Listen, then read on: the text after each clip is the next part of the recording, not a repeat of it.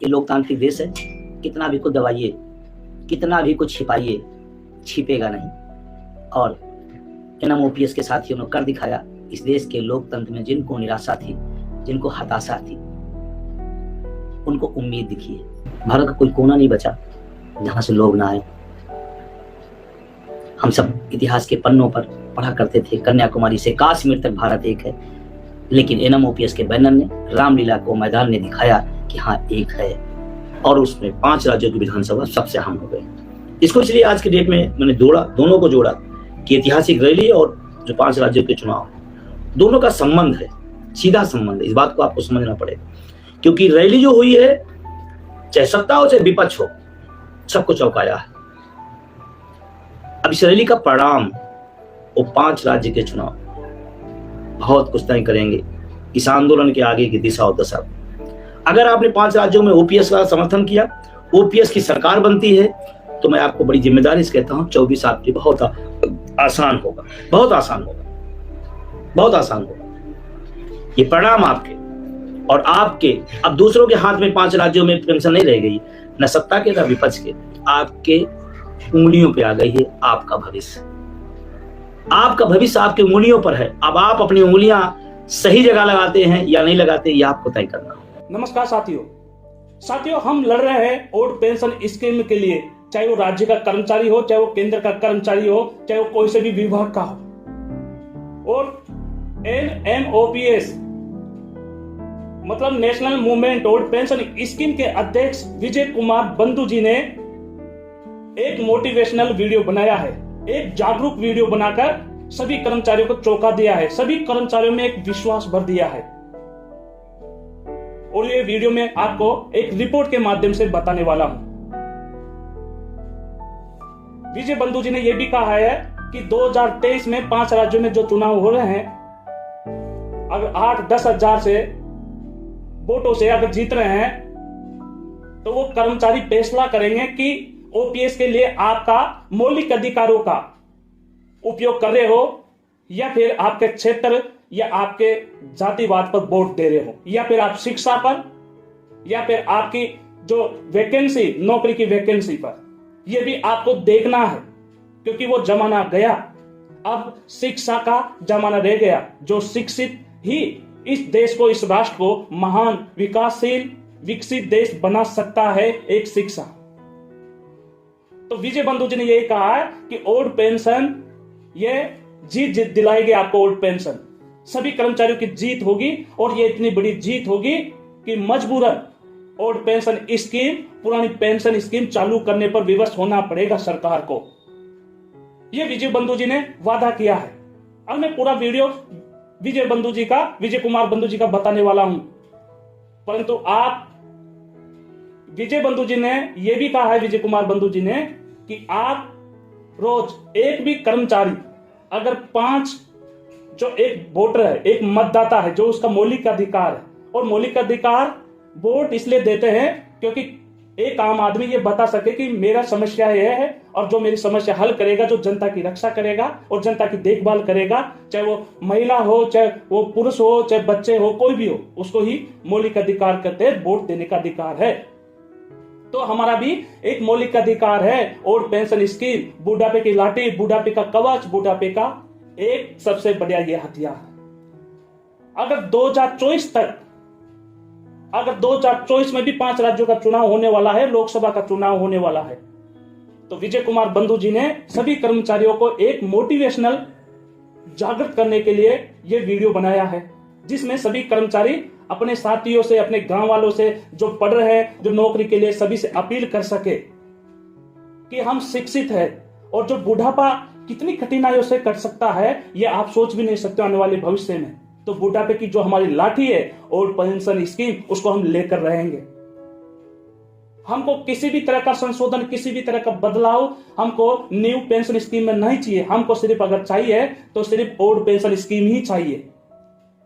और विजय कुमार बंधु जी ने यह भी अपील किया है कि राजस्थान और छत्तीसगढ़ के जो कर्मचारी है, वो अपने पैरों पे कुल्हाड़ी न मारे, ये भी याद रखने का। यह भी बोला गया कि अपने पैरों पर अगर कुल्हाड़ी मार दी, आपको बहुत कुछ दिया है, बहुत कुछ मिला है। अगर फिर भी आपको मिलते हुए भी अपने अधिकारों की पालना नहीं कर पाओगे तो आपको ये कुल्हाड़ी इतनी भारी पड़ेगी कि पूरी जिंदगी आपको परेशान करेगी।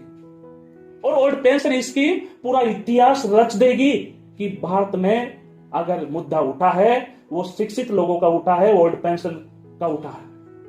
तो आप क्या समझते हैं, हम सभी कर्मचारी, मेरा ये मोटिवेशनल वीडियो मैं इसलिए बनाता हूं क्योंकि कर्मचारी कोई भी हो, कोई भी विभाग का हो, कोई भी स्टेट का हो, केंद्र का हो, वो अपने शिक्षा के नतीजे से चुनाव करवाइए, देखे, चाहे वो कोई भी पार्टी हो। आप स्वतंत्र भी हो, भारत में आप स्वतंत्र हो, किसी भी पार्टी को वोट दे सकते हो अपना अधिकार जताने के लिए, परंतु ओल्ड पेंशन से बड़ा अधिकार कोई भी नहीं हो सकता एक नौकरीधारी आदमी के लिए। तो मैं आप सभी से अपील करूंगा कि ये जता दीजिए सरकार को कि कर्मचारियों की मांग अगर अभी तक नहीं मानी तो ये 5 राज्यों के चुनाव होंगे, उसमें नतीजे ओल्ड पेंशन पर ही आएंगे। और 2024 में भी 5 राज्यों के चुनाव होंगे, साथ में लोकसभा के चुनाव भी ओल्ड पेंशन के रूप में ही आएंगे। तो ये न भूले और इसलिए ही आप एक दूसरे को जागृत करें ओल्ड पेंशन के लिए। आप जानते हो कि न्यू पेंशन में, न्यू जो पेंशन स्कीम में रिटायर्ड हो रहा है कर्मचारी को 1700, 2000, 2200, 2500 रुपए पेंशन मिल रही है, क्या उसमें घर खर्च चल पाएगा? और ओल्ड पेंशन जो ये अर्थशास्त्री करे कि ओल्ड पेंशन अगर कर्मचारियों को पुरानी पेंशन दी जाती है तो देश में अर्थव्यवस्था कमजोर हो जाएगी। भाई हमारा देश जब गरीब था, जब देश आजाद हुआ था और 2004 से पहले तो ओल्ड पेंशन दी जा रही थी, जब तो गरीब नहीं था हमारा देश, गरीब नहीं हो रहा था। जब हम विकसित हो चुके हैं, विकासशील में प्रगति कर रहे हैं और आज हमारा देश किसी भी देश से कम नहीं है, तो आज हमारा अर्थव्यवस्था कमजोर हो जाएगी, ये कहना गलत है। और सांसदों, एमएलए को, मतलब नेता लोगों को पेंशन देना ये उचित है। अगर नेताओं को पेंशन दी जा रही है पुरानी तो फिर कर्मचारियों को क्यों नहीं? मौलिक अधिकार और कानून तो भारत में एक ही है कि सभी को पेंशन बराबर मिलना चाहिए और ये हक जताना हम कर्मचारियों का ही है। और उस सभी कर्मचारियों को हक जताइए जो पुरानी पेंशन के हकदार है। आने वाले, आप जानते हो कि आपका गांव का बच्चा, एक मजदूर का बच्चा, एक किसान का बच्चा भी पढ़ रहा है तो वो भी रेलवे की नौकरी के लिए पढ़ रहा है, वो भी एक शिक्षा की नौकरी के लिए पढ़ रहा है, वो भी नौकरी करना चाहता है, तो वो भी ओल्ड पेंशन में आना चाहिए। अगर आज न्यू पेंशन का विरोध नहीं जताया सरकार के सामने तो पूरी जिंदगी 2024 ही आपके पास सबसे बड़ा ऑप्शन है। 2024 के बाद में कभी ऑप्शन ही नहीं आएगा पुरानी पेंशन के लड़ने के लिए। यह भी याद रखने की योग्य बात है और मैं दावे से कह रहा हूं इस वीडियो में कि पुरानी पेंशन अगर 2023 के लास्ट में 5 राज्यों के चुनाव और 2024 में लोकसभा के चुनाव अगर पहले मोदी जी कर देते हैं पेंशन, ओल्ड पेंशन चालू, तो मोदी जी का भला होगा। मोदी जी हमेशा देश पर राज करेंगे जब तक रहेंगे, जब तक जीतते रहेंगे, क्योंकि कर्मचारियों को समझते हैं। परंतु अब इसका मुद्दा कांग्रेस ले रही है कि ओल्ड पेंशन जहां भी राज्य होगा हम पहली कैबिनेट मीटिंग में ओल्ड पेंशन चालू करेंगे और हमारी पार्टी बनाइए। तो मोदी जी से मैं भी निवेदन करूंगा कि सर आपको भी अभी मौका है, आप ओल्ड पेंशन चालू कर दीजिए। आप हमेशा जब तक रहो हमेशा आप आदरणीय प्रधानमंत्री जी ही बने रहेंगे। ये सभी कर्मचारियों का विश्वास आश्वासन है। तो भाइयों, आप सभी से निवेदन है कि इंडियन रेलवे किसान यूट्यूब चैनल को शेयर जरूर कीजिए, सब्सक्राइब कीजिए और शेयर कीजिए सभी कर्मचारियों के लिए। और मैं सुनाता हूं कि विजय कुमार बंधु जी क्या बोल रहे हैं। इनम ओपीएस बैनर ने मजबूती से दिल्ली में झंडे गाड़े और सरकार हमको पेंशन चाहिए, उसको टेंशन मिली है। और अगर इसी तरह का विश्वास आप बनाए रखेंगे अपने नेतृत्व पर, अपने साथियों पर, अपने बैनर पर, तो मैं आपको विश्वास दिलाता हूं कि आने वाले समय में आप सबका जो सपना है वो पूरा होगा, ऐसा मुझे विश्वास है। उस तपती दोपहरिया में जब लोगों को धूप हो रही थी, जब सर पर धूप थी और नीचे पानी भरे कीचड़ थे, उसमें उन्होंने जो माहौल गाने से भरा, सुमन पुरील और धर्मेंद्र गोयल साहब को और पूरी टीम को मैं उसके लिए धन्यवाद देता हूं। बस एक बात मैं इसमें जो सबसे बड़ी बात निकाल के लाया हूं, जिसको मैं आपसे कहना चाहता हूं, ये लोकतांत्रिक देश है, कितना भी कुछ दबाइए, कितना भी कुछ छिपाइए, छिपेगा नहीं। और एनएम ओपीएस के साथियों ने कर दिखाया। इस देश के लोकतंत्र में जिनको निराशा थी, जिनको हताशा थी, उनको उम्मीद दिखी। ऐतिहासिक रैली और जो 5 राज्यों के चुनाव, दोनों का संबंध है सीधा संबंध है। इस बात को आपको समझना पड़ेगा, क्योंकि रैली जो हुई है, चाहे सत्ता हो चाहे विपक्ष हो, सबको चौंकाया है। अब इस रैली का परिणाम वो 5 राज्य के चुनाव बहुत कुछ तय करेंगे इस आंदोलन के आगे की दिशा और दशा।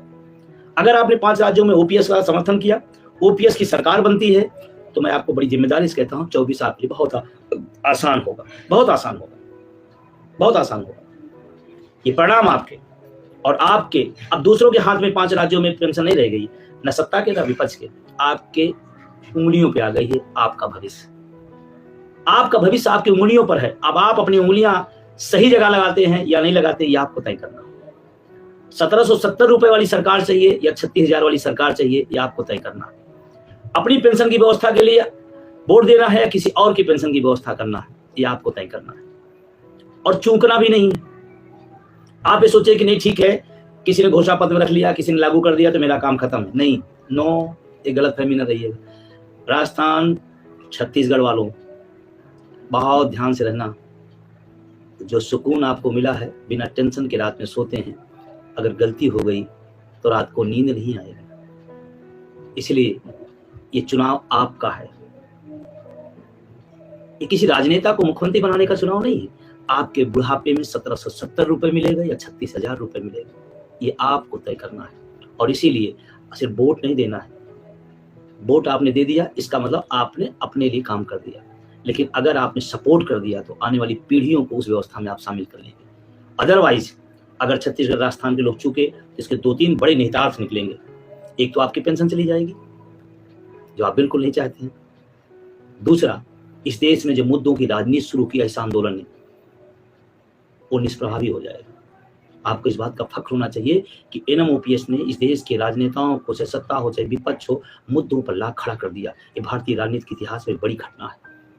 जहां जाति, धर्म, भाषा, क्षेत्र से लोग उभर नहीं पाए, वहां इस आंदोलन ने उन सब कारा को तोड़ा है। रामलीला मैदान में किस जाति धर्म? नो।